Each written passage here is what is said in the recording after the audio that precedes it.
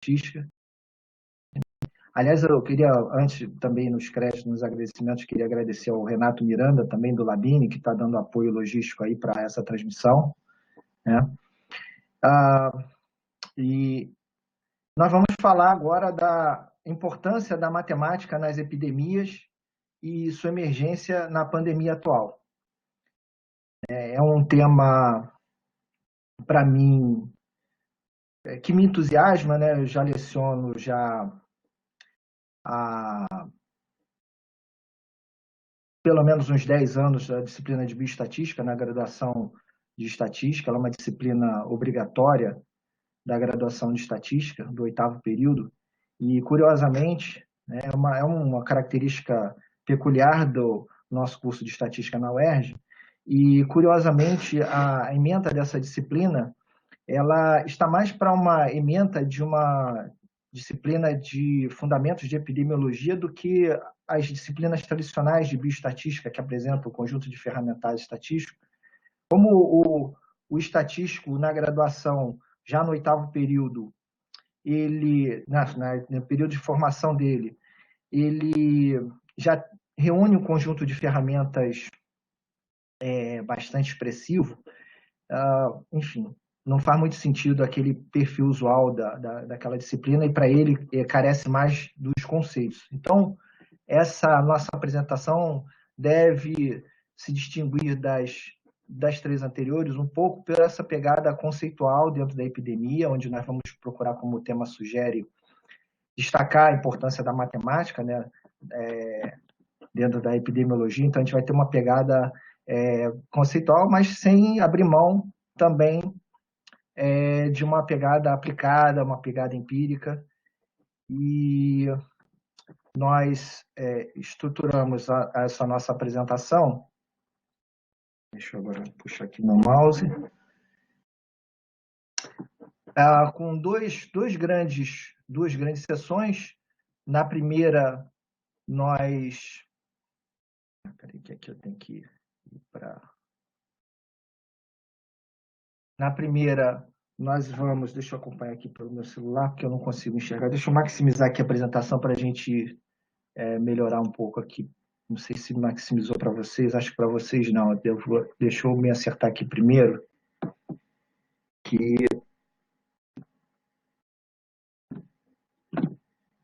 Deixa eu tirar a câmera aqui para maximizar a apresentação. Então, na primeira grande sessão, nós temos aí 3 subseções, né, onde nós vamos apresentar as bases conceituais, né, a emergência atual do tema, o debate aplicado à pandemia atual na mídia. Vou pular aqui direto para o slide 16, em que eu vou ver a estrutura da apresentação. As bases conceituais. Na segunda grande sessão dessa nossa apresentação, que trata das evidências empíricas, nós vamos apresentar... Espera aí, que agora faltou aqui. Vou tentar acompanhar aqui por aqui também.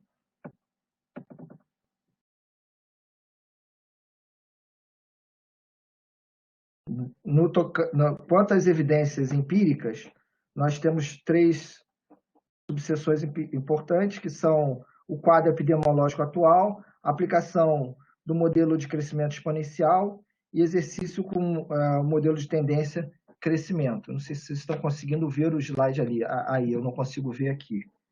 Estava meio lenta a transição dos slides. Deixa eu tentar voltar aqui para o terceiro slide. Tá. Então, nessa primeira sessão, deixa eu ainda antes fazer um quadro também geral da apresentação, né?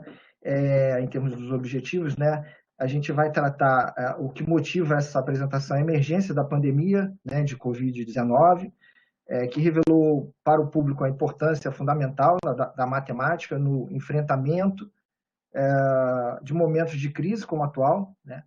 E nessa palestra a gente vai discutir as bases conceituais, em que ocorre a interação entre essas 2 ciências. Estamos falando da matemática e da epidemiologia. Levantamos publicações de mídia recentes que ilustram a necessidade do uso adequado do ferramental da matemática, né, para o entendimento e enfrentamento dos fenômenos epidemiológicos, e procuramos evidenciar que os métodos matemáticos servem de base para a tomada de decisões. No nosso caso literal, são decisões de vida ou de morte, e que estão presentes no cotidiano do trabalho do epidemiologista.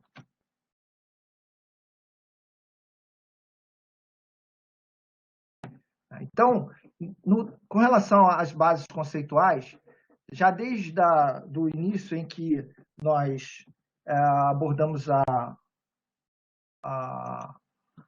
etimologia da palavra epidemiologia enquanto ciência, deixa eu também acompanhar por aqui, porque acho que está lento a transição do slide, o slide está um pouco pesado.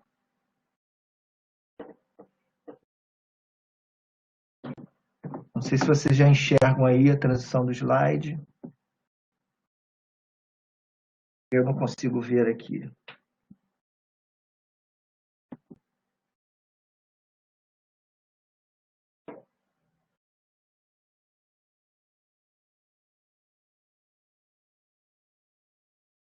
Está tendo problema na transição dos slides aqui. Para mim, não sei se para vocês também está tendo esse retardo aí. Vamos lá, eu vou acompanhar aqui pelos meus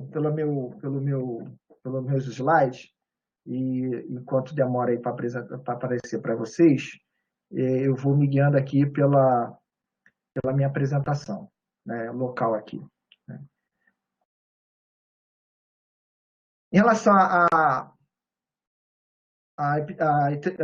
etimologia da palavra epidemiologia, nós temos um prefixo latino, ep, né, que é sobre,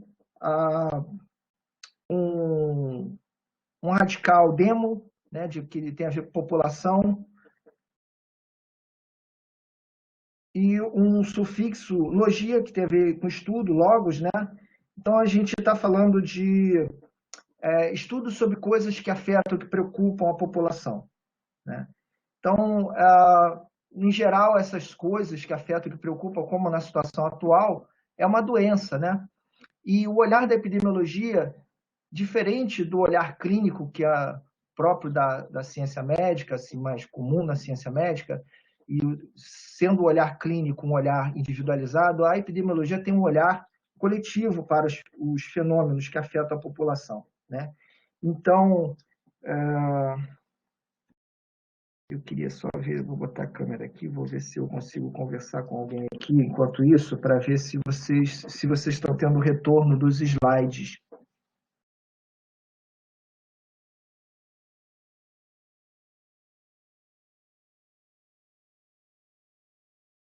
Marcelo, tá tudo bem. A gente está vendo. Oi? Vocês estão conseguindo ver os slides? Então, só eu que não estou vendo? Ah?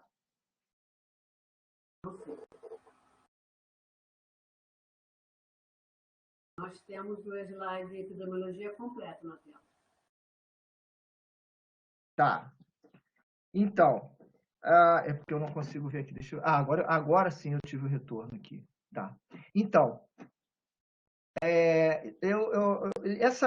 esse conceito da epidemiologia é um dos mais modernos, mas ele evoluiu ao longo do tempo e ele apresenta a epidemiologia como uma ciência propriamente dita. A gente sabe que ela tem uma característica interdisciplinar, mas os primeiros conceitos de epidemiologia, eles colocavam ela como uma área, apenas uma área da ciência médica, né? Então, aqui ela já aparece como uma ciência com objeto próprio de estudo, né? Que é o processo de saúde e doença em coletividades humanas, né? Analisando a distribuição e os fatores determinantes das enfermidades, danos à saúde e eventos associados à saúde coletiva. Aqui a gente já começa a ver um primeiro contato, um primeiro tangenciamento com a ciência matemática, na medida em que a análise da distribuição de fatores determinantes de enfermidades, né, a gente vai fazer isso com base em medidas, resumo, né, que são próprios, por exemplo, da estatística descritiva, né, a gente vai trabalhar muito com modelos matemáticos que ajudam a entender esses fenômenos coletivos, né, a própria demografia é uma ciência, é um ramo importante dentro da estatística, que também usa muitos modelos matemáticos, né? E o olhar coletivo, um olhar típico de Estado, né?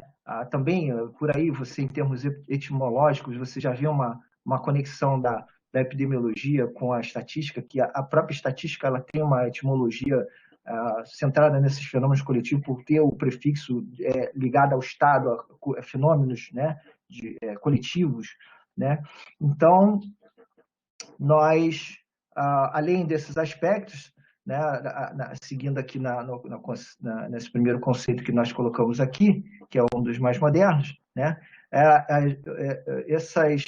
esse estudo ele visa propor medidas específicas de prevenção, controle e erradicação de doenças, fornecendo indicadores que sirvam de suporte ao planejamento, administração, avaliação das ações de saúde, né? Então, a gente vê aqui também importância de áreas humanas, né, da administração, ligadas à gestão, né?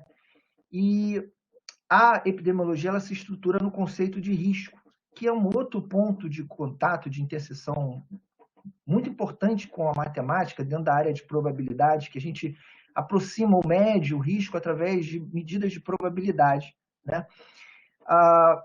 E uma medida para ser epidemiológica, propriamente dita, ela precisa ter esses três determinantes que estão colocados aí, que é essas três dimensões, a dimensão temporal, local e da população em risco. Tá? Agora, acho que, de novo, vou sofrer aqui com a transição do slide aqui. Mas talvez vocês estejam vendo, né? Portanto, o último tópico, os métodos matemáticos e estatísticos são fundamentais na epidemiologia. Tá?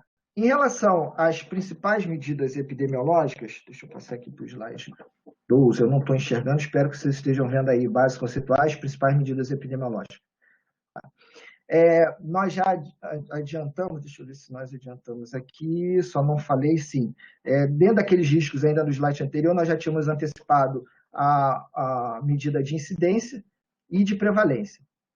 A incidência, ela é a razão entre casos novos, estão destacados aí casos novos, que é o que vai diferenciar ela de outras medidas, né? E população em risco num dado período. Faltou aqui período local, também um dado local também é muito importante. Serve a incidência, ela pode pensar em termos brutos ou em termos do jeito que está aqui, que são proporcionais, né, relativos, ela serve como monitoramento do processo de transmissão, tá? Medindo a evolução do risco de contágio, que a gente está falando de casos novos, então casos novos está muito ligado com o contágio. Deixa eu ver aqui. Tá. Eu voltei aqui. Agora que a gente vai para o slide seguinte, que é o 13. Agora que vocês vão ver onde eu já estou. O próximo conceito importante, que é uma das medidas fundamentais dentro da epidemiologia, é a prevalência. A prevalência, ela mede a razão entre casos existentes e população em risco, num dado distante e também local, né? E serve para o monitoramento das condições de atendimento da rede de assistência hospitalar. Repare que está destacado aí casos existentes, né? Os casos existentes, eles diferem dos casos novos pelas pessoas que recuperam a saúde, né, em função dos desfechos da doença, seja pela recuperação da saúde ou pelos desfechos mais extremo, que é a morte. Então, há uma diferença entre esses dois conceitos por essas duas contagens diferentes, mas também pela dimensão temporal, porque a prevalência ela tem um olhar mais instantâneo. A gente quer saber quantos casos existem num determinado momento. Deve ficar claro que uma medida desse tipo serve para monitoramento das condições de atendimento da rede de assistência hospitalar, né? Esses aspectos que eu estou falando, vocês já devem estar associando já com as coisas que a gente tem, estão se tornando agora mais comuns para a gente aí, em função dessa pandemia, né? A terceira medida muito importante é a letalidade à razão entre óbitos e casos da doença. Ele mede a gravidade máxima representada pelo risco de infectados dos infectados o risco deles alcançarem o desfecho extremo da doença, né? A letalidade costuma ser confundida com mortalidade. Elas diferem no denominador. e no caso da letalidade é dos casos da doença, ou seja, dentre aquelas pessoas que contraem a doença, quantos vão chegar a óbito. No caso específico da nossa pandemia atual, a letalidade e a mortalidade tenderão a ser indicadores muito parecidos, porque a gente tem uma perspectiva aí, em função do processo altamente veloz de contágio e transmissão da Covid-19, a gente tem uma tendência de que eventualmente a população toda chegue a ter contato com o vírus, seja infectada. Então, mas ela é uma medida própria de quem contrai a doença. E nós, por que elas, além de serem fundamentais na epidemiologia, são extremamente fundamentais na pandemia atual, porque justamente a Covid-19 caracteriza-se por apresentar elevadas taxas nestas 3 medidas. Agora eu vou ter que acompanhar aqui pelo meu, que não atualizou os slides para mim. Em relação às bases conceituais, ainda, nós temos conceitos relacionados às epidemias. Espero que vocês estejam vendo esse slide aí, que eu não estou vendo aqui. O primeiro conceito é o conceito de endemia. Acontece quando a incidência de uma determinada doença transcorre em níveis esperados usuais para uma dada localidade. Ora, esse é um conceito cuja oposição dele na verdade, o mais importante, que é o oposto de endemia, é a epidemia. Mas, ainda fixada aqui na endemia, a gente precisa de um limiar, né, para determinar o que é o nível, como a gente coloca aqui, esperado, usual, de uma dada doença. Para tanto, bom, enfim, ela não é um conceito hermético, estático, ela depende, como todo indicador da epidemiologia, do local, da época, né, e do período.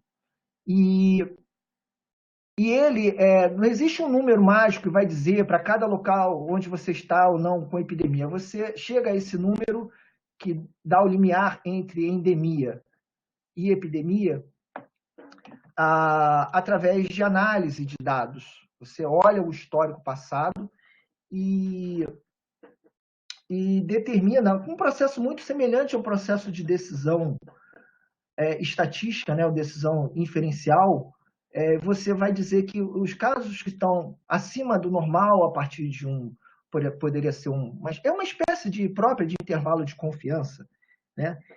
Você, acima desse limite, você diz que está numa situação de epidemia, abaixo você está na de endemia. Eu coloquei junto essas três possibilidades, todas elas são formas, digamos, de situações, tanto surtos, quanto epidemia, quanto pandemia, são situações em que a incidência, aliás, é importante destacar aqui que a medida que importa para a definição de epidemia e endemia é o processo contagioso, né? Que por isso a gente usa a medida de incidência de uma doença, né? Quando ela alcança níveis acima dos usuais, em geral, de forma inesperada, né? O que vai tornar diferente surto, epidemia de pandemia é a abrangência espacial, né? Os surtos normalmente estão confinados em locais restritos, as epidemias têm alcances regionais, englobam alguns como se fosse um coletivo de surtos, e um coletivo de epidemias, quando a gente pensa em escala global, é a situação que a gente se encontra atual de uma pandemia.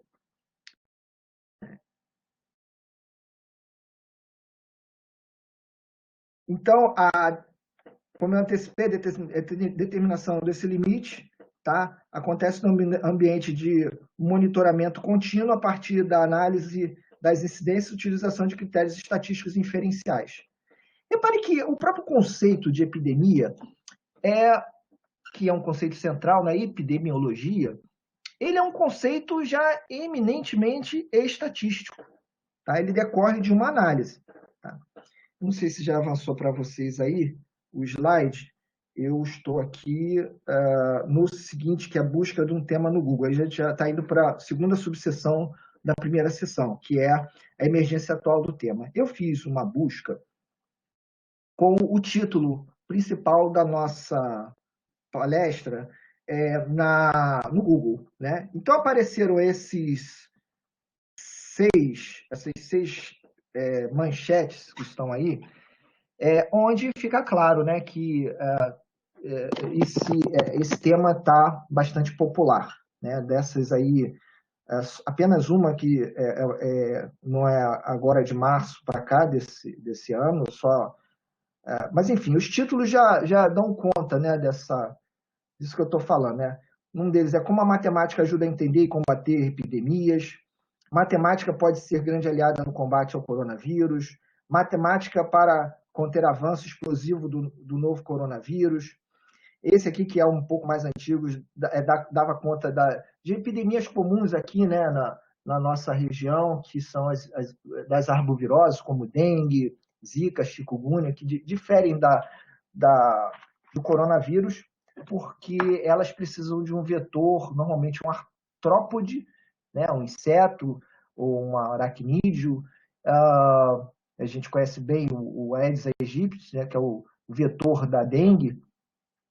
Mas no caso do coronavírus, ela não tem essa característica arbovirose, que a gente pode dizer que, de certa forma, o próprio homem é um vetor, o ser humano, né, é um vetor da doença, né? Então, eu já mudei, já transitei para vocês os slides, mas faltou só dizer aqui dois títulos anteriores, ainda que era Matemática rápida e barata para controlar epidemias, tá? E projeções matemáticas reforçam a importância de isolamento. Essa última manchetezinha aqui tem muito mais a ver especificamente com a nossa apresentação, porque nós vamos fazer alguns exercícios de ajustes que possibilitariam, se corretos, a gente fazer projeções. Na verdade, nós vamos ver que o exercício que a gente está fazendo não é muito recomendado para fazer projeções, né? Que foi uma análise crítica de uma das publicações que nós analisamos. Né? Então, em relação à próxima sessão, ainda dentro dessa ligação, desse elo entre matemática e epidemiologia, nós começamos agora uma nova sessão que trata do debate aplicado à pandemia atual na mídia. Né? Então, esse primeiro slide, que eu imagino que vocês estejam vendo aí, eu não estou vendo aqui, eu estou acompanhando pelo meu celular, é uma matéria do site do Washington Post de 14 de março. Essa matéria, isso, ela foi uma ilustração desse site, já foi apresentado para vocês na palestra do professor Américo. Né? Aqui a gente vai mostrar ela de maneira estática, mas a gente vai destacar a ligação dos fenômenos que são ilustrados ali de maneira muito eficaz com os conceitos que nós já apresentamos. Né? O título dessa matéria é porque o coronavírus espalha-se exponencialmente, como achatar a curva. Achatar a curva, entre aspas, é uma situação que, em princípio, é uma coisa muito abstrata, né? Num debate, né? na mídia, no debate entre as pessoas. E esse site, essa matéria, ela é muito útil para ajudar a tornar concretas essas ideias. Tá? Ela apresenta 4 cenários que representam o processo de transmissão da doença a partir de simulações computacionais com gráficos dinâmicos. A gente viu essa dinâmica na apresentação do Américo, né?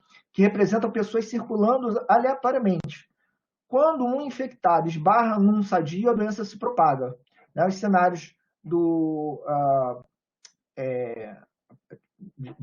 eles apresentam 4 cenários: livre circulação, quarentena forçada, espero que vocês estejam vendo aí, o distanciamento moderado e o distanciamento extenso. O Américo ilustrou, foram 2 dessas 4, a primeira e a última. Cenário de livre circulação, não sei se é o que vocês já é o que a gente está vendo agora aqui, e eu vou destacar algumas situações aqui importantes, né? Porque ela vai tornar mais concreta essa ideia de curva, né? O que a gente tem aqui, o processo, a dinâmica temporal, ela está representada nesse eixo horizontal aqui, dessa figurinha que está aqui em cima.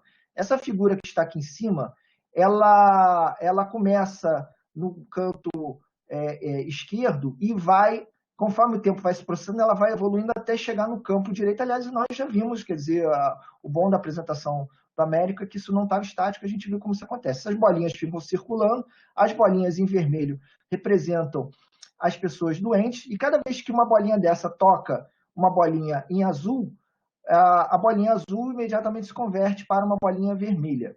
Com o decorrer do tempo, a bolinha vermelha,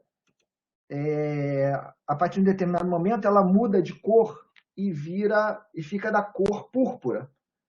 Não distingue muito da cor vermelha, mas eu já transitei o slide para vocês. Isso aqui já é um quadro ao final de uma das simulações. Cada simulação que você faz lá, como é aleatório, gera um quadro diferente, não necessariamente muito igual, mas no final das contas eles tendem a ser muito semelhantes. Não exatamente iguais, mas eles tendem a ser semelhantes. Alguns terminam ainda com alguns doentes, 1, 2, 3. Esse aqui terminou, esse que eu estou mostrando, que eu fiz para pegar essa ilustração, terminou com 0 doentes. E a curva em vermelho, agora eu não consigo ver se vocês estão olhando aí, na parte de cima, eu não consigo ver aqui para apontar corretamente agora, na minha tela, você tem uma curva, agora eu estou vendo, você tem uma curva aí, tá? Lembra um pouco um sino bem achatado, né? Que esta curva aqui, como ela foi sendo contabilizada com o passar do tempo, e ela a cada instante de tempo dava o total de bolinhas vermelhas, ela está representando o processo na verdade, não é nem de transmissão, ela está representando o total, por ser a curva em vermelho, o total de infectados a cada instante de tempo. Então, isso se conecta com aquelas medidas que nós falamos anteriormente, por ser uma medida de prevalência. São os casos prevalentes. No final, nós temos 0 casos prevalentes da doença, porque todos ficaram saudáveis, né? Então, bom, é um modelo simples, todo modelo tem que ter algum grau de simplificação, o Américo abordou esse fato. E aqui a gente, por exemplo, não tem, por exemplo, os mortos não saem daqui, né? Ele começa com 200, termina com 200, né? E vários parâmetros também são parâmetros simplificadores. E a modelagem é necessária, é uma arte necessária para a gente poder entender isso. Por exemplo, a gente chega ao final com uma noção um pouco mais concreta do que significa, que a gente fala tanto da curva, né? Então, agora no próximo slide, que eu só representei 2 cenários aqui, bom que esse segundo aqui é diferente do que o Américo apresentou na palestra dele, porque esse aqui é o que eu, na verdade, associei pelo conceito que está lá de lockdown. Então, a gente tem essas travas aqui, agora eu já consigo ver, né, em que você confina um determinado grupo, em cada espaço separado você tem as pessoas podendo circular livremente, mas você não pode passar de um espaço para o outro. No início da simulação, a barra fica completamente fechada. E ela vai se abrindo com o tempo, né? E aí as pessoas vão conseguir começar a passar aqui pela abertura que se processa. Isso é muito semelhante agora com essa discussão de afrouxamento das medidas de isolamento e tal, né? E o término desse processo ilustra um comportamento que é uma espécie de tese que esse modelo vem defender, que é a noção de que medidas, tanto essa de lockdown como as outras de distanciamento social, moderado ou forte, elas têm o condão de conseguir achatar a tal da curva vermelha, né?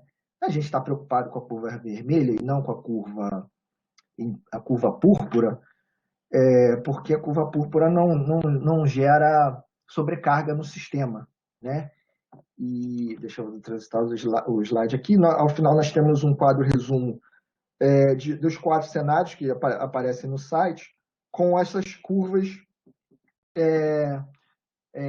com as nossas famosas curvas. E o impacto de cada uma das medidas naquele exercício simplório de simulação, sobre o achatamento da curva, né? E por que é tão importante esse tal de achatamento da curva, né?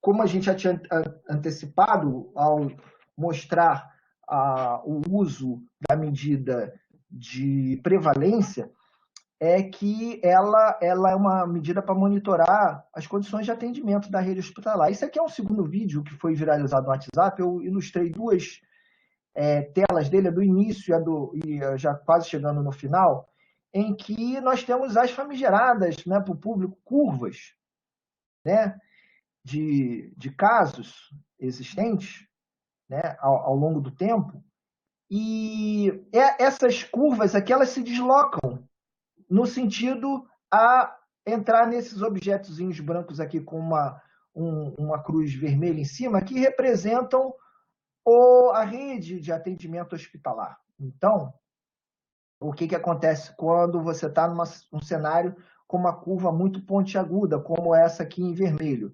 Você vai ter um contingente de pessoas que não vai acessar a rede hospitalar. Esse grupo vai ficar de fora, enquanto no cenário com a curva em azul, aqui todo mundo passa tranquilamente e consegue o acesso à rede hospitalar. A gente sabe que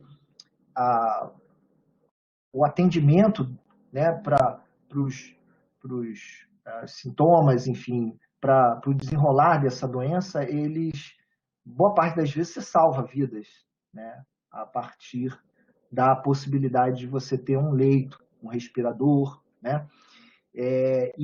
Ou seja, quando a gente fala da importância de achatar curva, a gente está falando, em boa parte dos casos, de salvar vidas, né? Ou evitar perder vidas de forma desnecessária. Essa outra imagem também ficou viralizada no WhatsApp, pelo menos eu imagino que quase tudo que chega a mim por mais de um grupo já esteja viralizado no WhatsApp. Mas ela é muito legal porque ela também dramatiza um pouco essa importância dessa coisa da curva, dessa coisa que é abstrata ainda para muita gente, né?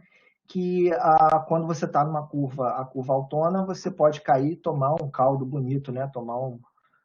Enfim, se dá mal aí com as ondas, né? Enquanto o bonequinho aqui na curva em azul, ele está,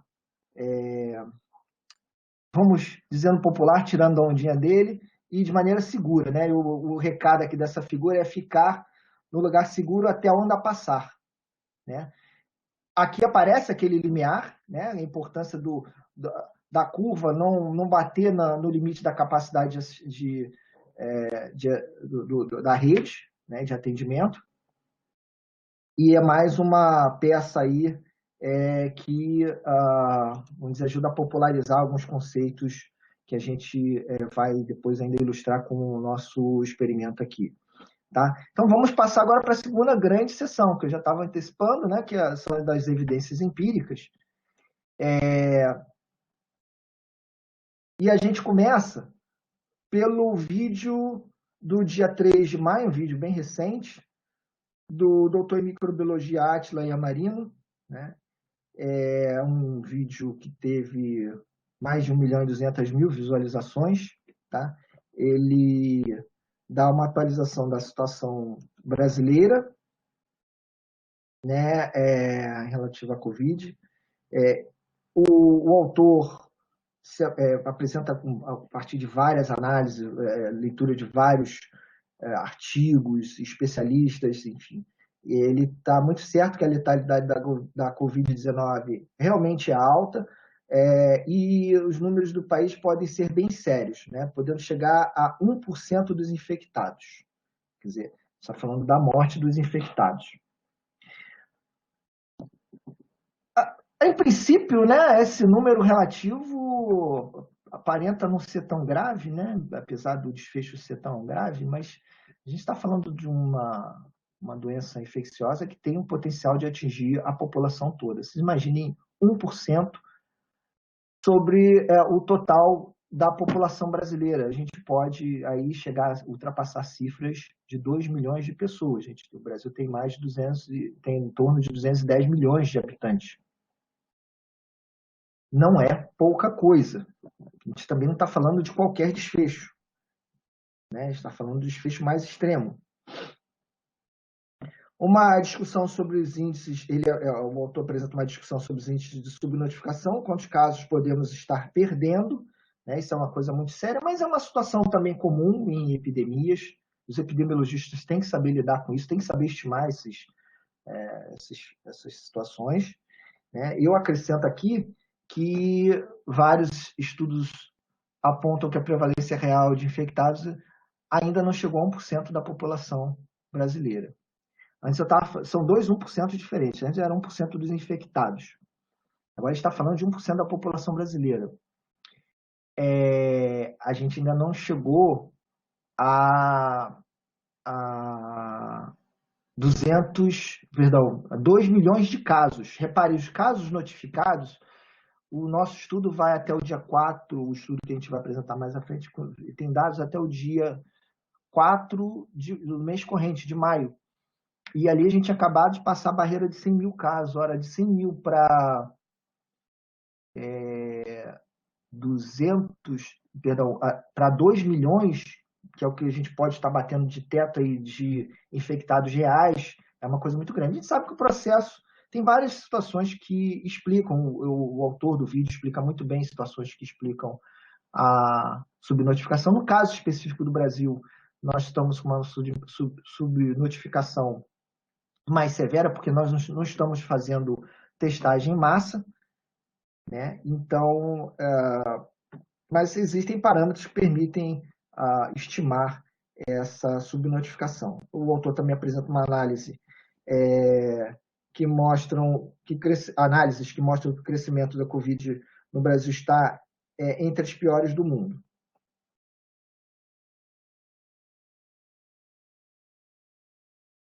O segundo vídeo que nós vamos destacar Não, perdão. Ainda estou ainda no vídeo do Átila, é o último tópico. Porque demora aqui para mim, desculpem. Ele apresenta também uma análise de quais regiões do país estão pior e por que várias cidades devem, ou pelo menos deveriam, entrar em lockdown pelos próximos dias. A exemplo de São Luís do Maranhão. Uma situação que, aliás, nós estamos praticamente já enfrentando no Rio de Janeiro, em São Paulo e em várias outras localidades.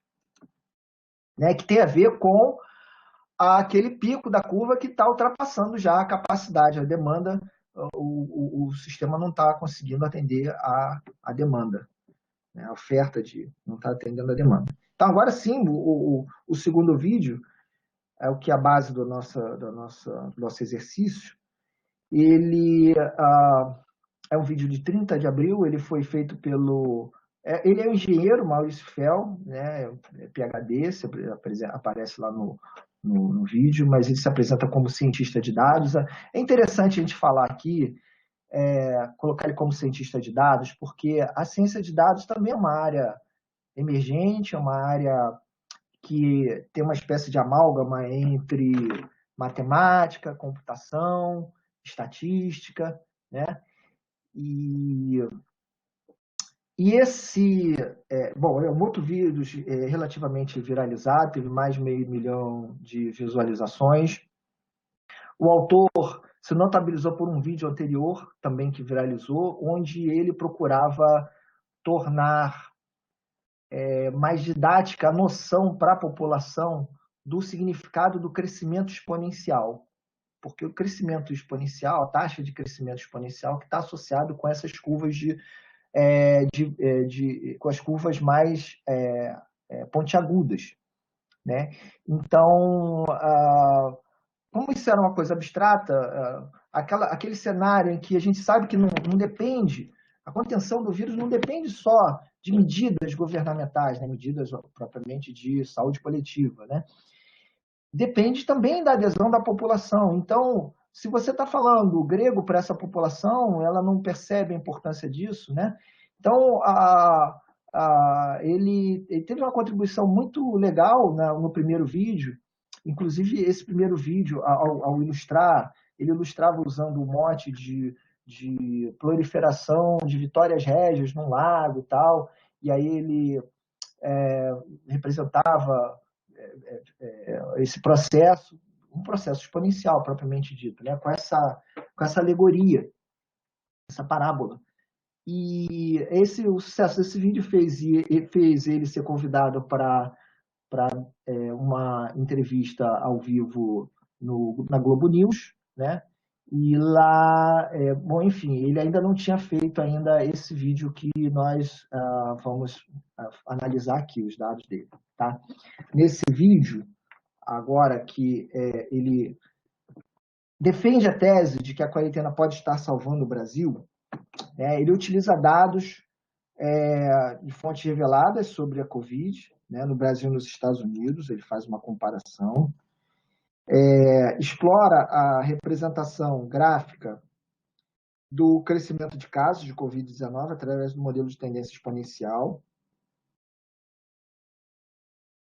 utiliza a escala logarítmica para analisar a curva sob o modelo de crescimento linear. Nós vamos também fazer a nossa própria ilustração aqui sobre essa característica. E a partir da análise da evolução dos casos brasileiros na escala logarítmica, defende a tese de que a quarentena produziu um efeito favorável. Nós, como eu antecipei, nós vamos usar os dados disponibilizados na descrição do vídeo para avaliar o exercício realizado. Ele ainda teve essa contribuição, né, para a reprodutibilidade da ciência, né, que foi colocar um link para a planilha que ele utilizou para chegar nas análises que ele chegou. Essas análises a gente vai mostrar mais adiante, mas antes aqui eu também vou fazer minha própria ilustração do processo de crescimento exponencial, para a gente já fazer algumas linkagens desse processo também com a modelagem que a gente vai fazer. Então, de novo, nós temos aqui uma representação onde o eixo do tempo, a evolução, a dimensão temporal aparece no eixo horizontal, né? Aqui nessa primeira barra vertical aqui nós temos o T0, no T1 nós temos o primeiro doente, no caso uma pandemia em geral vem de uma região externa, de um país externo, e aqui começa o processo de propagação. A gente está nesse cenário aqui de um crescimento exponencial, onde cada infectado infecta 2 pessoas. Isso normalmente na prática acontece em termos médios, né? Não é um processo exato. E acontece também de forma aleatória, daí a importância de modelos estatísticos, né? Mas o que a gente mostra aqui embaixo é que essas quantidades que estão aqui entre cada dois segmentos verticais, ela se processa por um crescimento exponencial, tá? No primeiro caso é 2 elevado a 0, no segundo caso 2 elevado a 1, a gente tem 2 casos, no terceiro, que, aliás, essas situações são períodos de tempo, né? Período de um dia. E ao cabo do terceiro período, nós temos 2 elevado a 4, 4 doentes. Ao cabo do quarto período, nós teremos 8, né? O processo de transmissão acontecendo por esse modelo, né? Ao cabo do quinto período, no próprio quinto período, nós vamos ter... Repare que em cada período a gente tem os chamados casos novos. É como se fosse a incidência no período de um dia, tá? Então,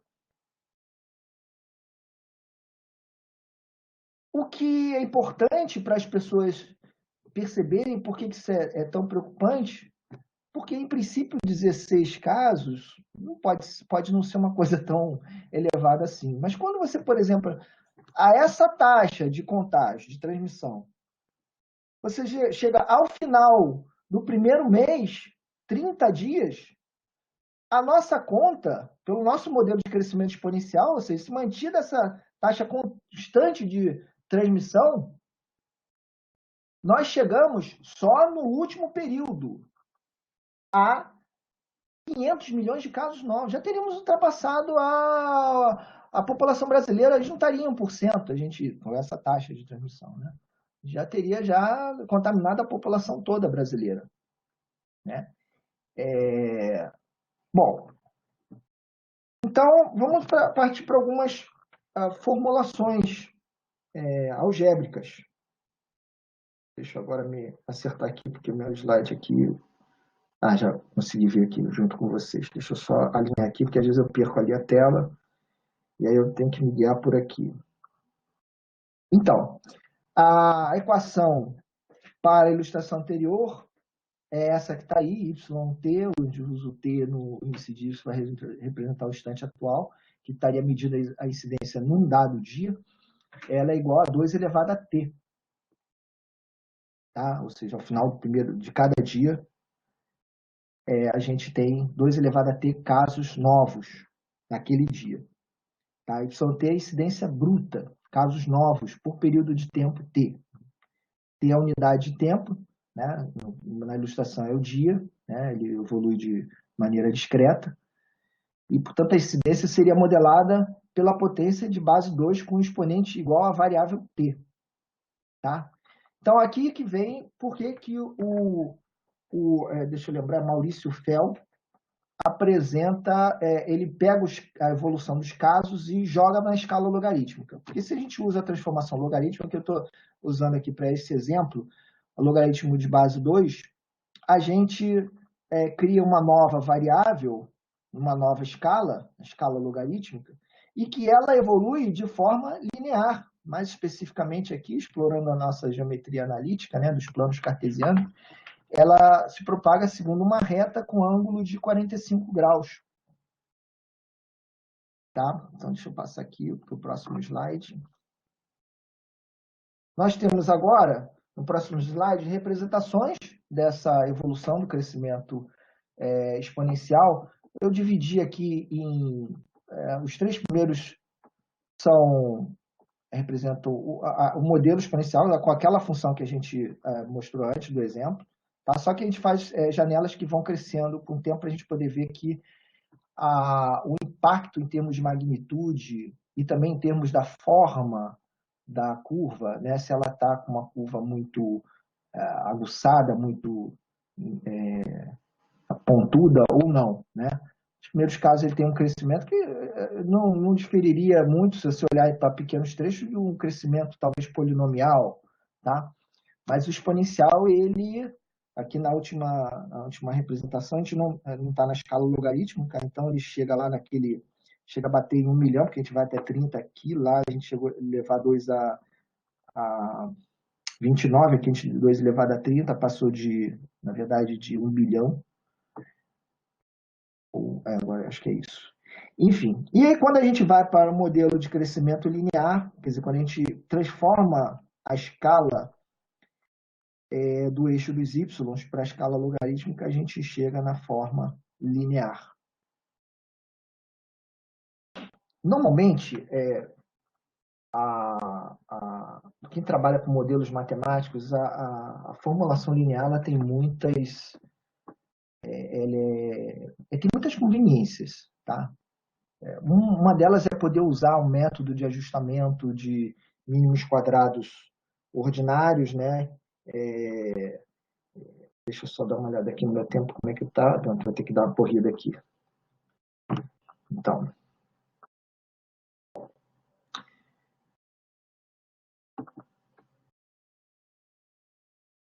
vamos lá. Então, bom, a gente generaliza o modelo linear, vou dar uma corridinha.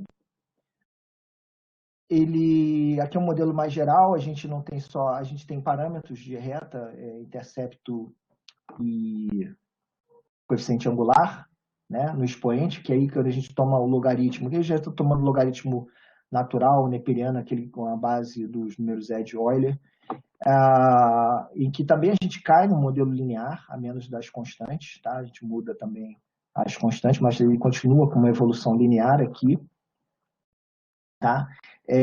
Esses betas é uma tradição de notação da estatística, né? Representam parâmetros populacionais e são constantes no tempo, né? Que tem a ver com aquela ideia de que a taxa de propagação é fixa, não muda com o tempo, tá? Ele corresponde também no modelo linear com esses parâmetros aqui. A gente teria as transições analíticas entre as formulações, mas aí a gente apresenta um primeiro digamos, problema da análise apresentada no vídeo do YouTube, na verdade, ele aplicou aquele modelo não a dados de incidência por período, não os casos diários, ele aplicou aos casos totais, que corresponderia à nossa ideia de incidência acumulada, desde o início do processo, né? Quando a gente parou ali no último dado com acima de 100 mil casos, é o acumulado desde o início da pandemia. Então, a gente precisaria fazer um algebrismo aqui, com aquele modelo linear, tá? E aí a gente mostra que a gente não cai mais numa formulação linear, tá? Essa formulação, eu até defendo que, em termos de aproximação de Taylor, enfim, isso aqui é uma expressão que cresce na ordem linear. Se você toma o logaritmo desse y acumulado aqui, isso aqui vai crescer na forma linear, porque o t está nesse expoente aqui, e isso dependeria também das magnitudes das bases, né? Ou seja, das taxas de transmissão, as taxas médias de transmissão, né? A gente já está interpretando esse B, tá? E foi a base da análise apresentada no vídeo. Esse gráfico aí resume a análise que ele fez, né? Que ele fez para defender a tese. Ele já transforma os dados de incidência. Depois nós vamos olhar a incidência não na escala logarítmica que está aí, mas a gente vai olhar a incidência dos casos totais na escala original, mais adiante, que eu refiz. Também aparece no vídeo, mas aqui já na escala logarítmica, ele aparenta ter 3 segmentos lineares diferentes. É como se a nossa aproximação pelo modelo linear da incidência acumulada, que ele usou os dados de incidência acumulada, e se aquela premissa estivesse, a aproximação fosse boa, nós estaríamos tendo mudanças na taxa de transmissão, quando a gente muda esses coeficientes angulares aqui em determinados períodos. E ele mostra no vídeo, ele defende que essa mudança aqui aconteceu no período do fechamento do comércio, em São Paulo e no Rio de Janeiro. Tá? E isso seria a razão pelo qual os casos brasileiros não explodiram como aconteceu nos Estados Unidos. Nesse segundo gráfico aqui, ele mostra a evolução dos Estados Unidos, que só começa a mudar aqui um pouco por conta dos casos de Nova York, aqui em cima, que ele desgarra do crescimento exponencial inicial, tá? Um pouquinho só, mas ele defende que a tese, com base nesse modelo mais simples, é que essas medidas tiveram efeito muito importante. Isso, na escala original, representa muitos casos de infectados a menos. Tá? Então, a discussão sobre a análise apresentada no vídeo, a comparação dos dados ficou ligeiramente prejudicada devido ao gráfico da planilha, isso é um detalhe técnico, que não consegui identificar exatamente os períodos que ele usa, fui por aproximação. Tá? No caso da análise dele, ele inicia no dia 12 de março de 2020, logo, quase junto com a data das medidas de fechamento das atividades escolares, encerramento das atividades escolares. Rio de Janeiro, o decreto foi assinado no dia 13 de março. E ele começa a partir desse evento. Mas os dados das notificações que ele coloca, inclusive estão na planilha dele, inicia-se no dia 26 de fevereiro. O que acontece? Eu refiz o exercício em que eu incluo um período adicional, que é esse período do dia 26 até o dia 12. E aí, se nós tivermos mudanças desse primeiro período adicional, na minha análise, de inclinação para o primeiro período da análise do vídeo, nós poderíamos atribuir as medidas de isolamento, de encerramento das atividades escolares, que aconteceram antes do fechamento do comércio. Tá? Então, a gente vai ter um períodozinho a mais. Ver se eu conseguir transitar aqui. A análise do vídeo praticamente só capta os efeitos de inflexões nas taxas, praticamente apenas após as medidas de suspensão, que eu já adiantei, são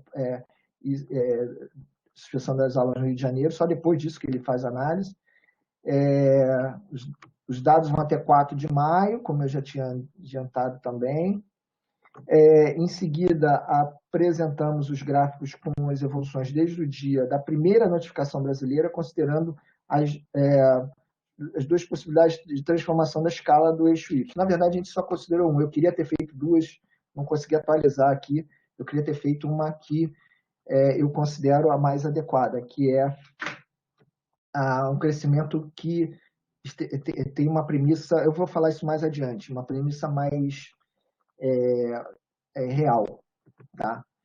E a gente só faz ajustes apenas do segundo tipo de transformação. Na verdade, eu só fiz ajustes para a transformação que foi feita no vídeo, tá? Para comparar as diferenças de evolução e projeções usando praticamente o mesmo período de ajuste. Então, aqui são os casos totais, como eu falei, tem a forma daquela primeira janelinha da representação do processo exponencial com base 2. Nós vamos apresentar a evolução, né? O eixo T aqui é o eixo de tempo, né? Agora, a evolução dos casos com o período adicional inicial, que não aparece no gráfico anterior, que eu já mostrei, e agora nós fizemos o ajuste de mínimos quadrados. Aliás, abre-se um parênteses, mínimos quadrados ordinários é um método que a gente pode dizer matemático propriamente dito, porque é um método de otimização, de ajuste de curvas, tá? E reparem, bom, já na minha análise aqui, que os dois primeiros períodos, eles têm retas que praticamente se sobrepõem após ajustados. De fato, você vê que há uma aderência grande aqui nas curvinhas, que elas estão sobrepostas, uma com cor azul, outra púrpura, de modo que, mais ou menos por aqui, quando começou o estudo do Maurício Fel, em diante, né, daqui até esse primeiro ponto de corte aqui, que é o ponto das medidas de fechamento de comércio, tem a mesma inclinação do período anterior. E aqui a gente teria o fechamento das escolas. Quer dizer, o fechamento das escolas não se mostrou, assim, pelo menos sobre os parâmetros dessa análise simplória aqui, com o criticismo que a gente está apresentando, né? Não apresentou a diferença que a gente viu a partir dessa data aqui. E tem um outro ponto aqui, eu não lembro se ele também destaca outro evento que tenha acontecido lá, aí naquele ponto. Deixa eu acompanhar por aqui. Em termos das conclusões.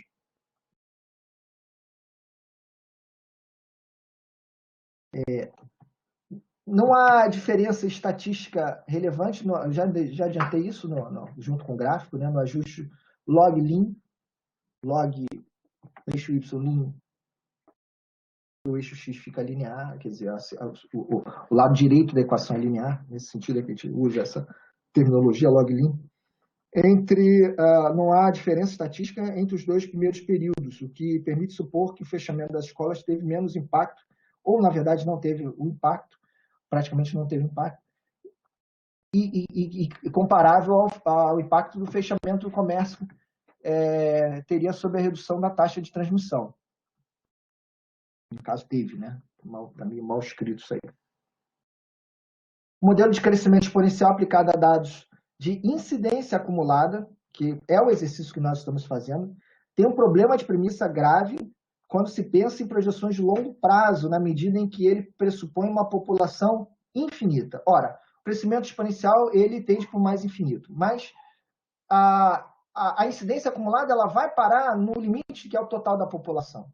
Então, em algum momento, aquelas taxas de transmissão, seja por medidas coletivas, né, políticas, enfim, econômicas, elas vão mudando com o tempo, é esperado isso. Mas tem uma situação que, se você tiver, que é esperado também ela mudar, ela diminuir a taxa de transmissão, que é uma situação que, quando você já está chegando perto do limite da população, chamada efeito de imunidade de rebanho. Ou seja, a gente tem que partir da suposição de que as pessoas que se recuperam da doença, elas ganham imunidade. Ganhando imunidade, elas podem ter novos contatos com o vírus que elas não vão desenvolver, não vão replicar o vírus e não vão passar adiante. É uma espécie de efeito de bloqueio. Isso diminui, e aliás, fica claro também lá naquelas simulações, né, dinâmicas lá do site do Washington Post. Elas vão, a taxa de transmissão vai diminuindo com o tempo, e de modo que você não pode ter uma curva de crescimento que cresce infinitamente. Em algum momento ela vai fazer uma inflexão, vai começar a crescer com velocidades moderadas, bem menores, ao ponto de quando está chegando no limite, ela praticamente não cresce mais. Ela atinge a estabilidade, que é o total de infectados. Tá? O ajuste de um modelo log-lin sobre os dados de incidência acumulada tem um problema analítico que nós colocamos, tá? Na medida em que ele apenas aproxima uma epidemia que cresce a uma taxa de crescimento constante, crescimento exponencial. Tá? Entretanto, eu entendo que o modelo de crescimento que se aplique a dados de incidência acumulada precisa considerar que a população é finita. Isso eu já adiantei, na verdade, né? Que é uma boa, no caso específico, uma boa aproximação poderia ser curvas de crescimento constantes, conhecidas na demografia. Uma delas, a mais conhecida, é a curva logística, tá? Que ela cresce em forma de S. E a curva logística, ela tem um comportamento de crescimento inicial exponencial, né? E que também está de acordo com uma situação real, que é o fato de que no início você não tem pessoas imunes para poder fazer esse efeito de bloqueio da taxa de transmissão, tá? Então, esses resultados, em que pese os problemas que nós apresentamos, podem ser boas aproximações, mas não são boas para projeções, tá? E, enfim, eu tendo a achar que, tendo a validar os resultados encontrados, é preciso elaborar melhor esse comportamento de aproximação. Não tive muito tempo de trabalhar isso, tá? E aí a gente chega agora ao final, né, em que eu agradeço a atenção de vocês, né? Fica a mensagem que a gente precisa ficar em casa se a gente acreditar nos resultados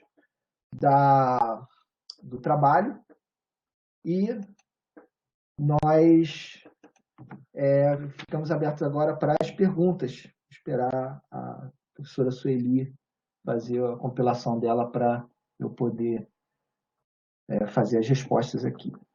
Tentar atender aqui. Obrigada pela apresentação, por informações. Esclarecido, inclusive, esse vídeo que viralizou dentro da...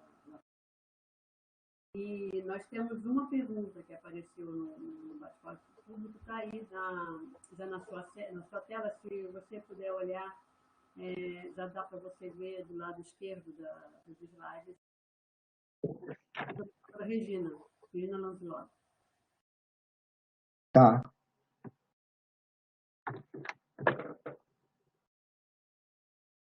Deixa eu tentar ler aqui, vou tentar ler entendendo aqui. As subnotificações conduziriam a uma amostra que serviria para implementar os algoritmos inferenciais com fidedignidade aceitável. Quais são os modelos que têm sido utilizados? Essa parte eu não tenho uma opinião crítica dos modelos que foram utilizados. O Attila Yamarino, ele faz uma revisão bibliográfica, aí, pega alguns pesquisadores internacionais importantes que trabalham com esses modelos. Na verdade, até relembrando agora do vídeo do Attila, um conjunto de dados que foram usados agora para melhorar as estimativas de subnotificações foi possível a partir da testagem em massa que foi feito em Nova York. Tá? Então, eles testaram, enfim, fizeram a amostragem com a população. Tinha muito teste para ser feito, e e eles fizeram isso com a população, e aí você tinha os casos notificados pela rede, e você tinha os casos reais pela amostragem que foi feita. Isso permitia estimar um certo descompasso, uma taxa de descompasso, e permitiu, inclusive, eles chegarem a um número bem melhor relativo à própria letalidade da doença, né? Eles chegaram a números mais confiáveis da letalidade da doença. Nós temos problemas também de subnotificação, não só dos casos testados positivos, né? Nós temos problemas também com subnotificação gravíssimos em relação às estatísticas de mortalidade, né? Porque a gente está, enfim, é possível comparar, o Átila também trabalha muito bem isso no vídeo dele, os casos, e aí é dentro daquela lógica da conta da incidência, né? Que a gente tem que olhar para trás. Você compara casos de morte por doenças respiratórias. Você compara, olha, o histórico tradicional vem lá com determinada quantidade. De repente, esse número, agora, nesse período da pandemia, multiplica por, sei lá, 4, 5, né? Então, você começa a atribuir essas mortes a uma subnotificação, enfim, um erro de diagnóstico, há vários, no caso, muitos erros de diagnóstico, né? E isso tudo dificulta, quer dizer, você tem que não só ter parâmetros, dados de pesquisas por amostra para poder você calibrar esses modelos que tentem chegar no número mais correto, não só para você chegar a uma boa taxa de letalidade, não só do numerador, que são as mortes, mas também do denominador, que são os casos infectados, né? Então, de fato, eu não mas, enfim, quando você tem um procedimento amostral que foi feito em Nova York, deu subsídio a esses números, quer dizer, isso seria possível de fazer. Parece que eu não estou acompanhando também, o próprio IBGE está colaborando, tentando fazer levantamentos, mas o IBGE ele não é uma unidade, ele não faz parte do sistema de saúde, né? Ele pode fazer perguntas e tal, mas não tem, digamos, em que pese ser um estudo de estatística, ele não pode dar um número próprio, né? Porque os entrevistadores do IBGE não são habilitados a fazer diagnósticos, né? Talvez nem a fazer testes, né? E ainda mais nesse período que o IBGE não está indo até as residências, então nós vamos ter que trabalhar com o ferramental já tradicional da epidemiologia, que já está acostumada a lidar com esses problemas de subnotificação. Uma coisa que eu não falei também, acho que talvez só para concluir, é que o nosso exercício, isso seria importante ter colocado nas conclusões, o exercício do Maurício Fel, que eu repliquei, ele não chega na famosa, a gente fica naquele momento, já chegamos no pico, essa é uma pergunta importante.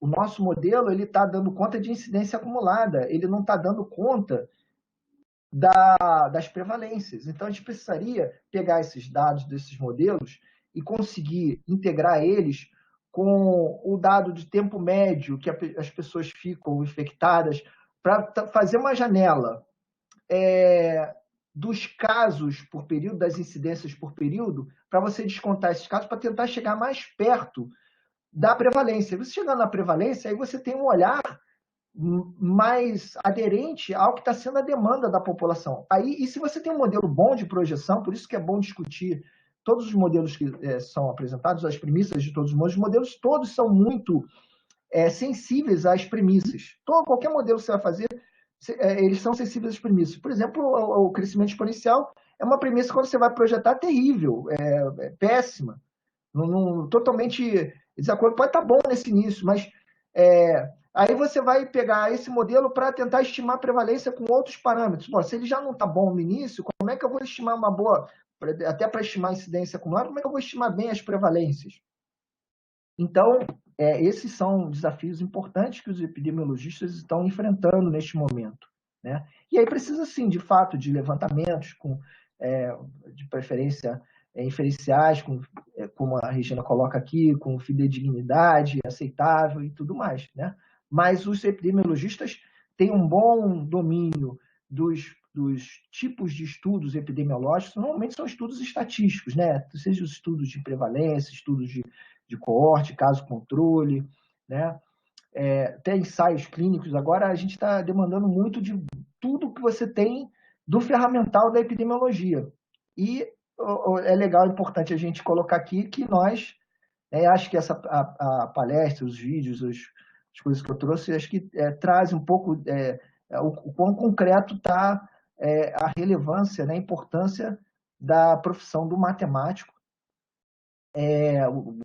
As outras palestras já trouxeram essa relevância, mas é isso. Realmente agora a grande preocupação está nos modelos e a bola está ficando no nosso campo, né?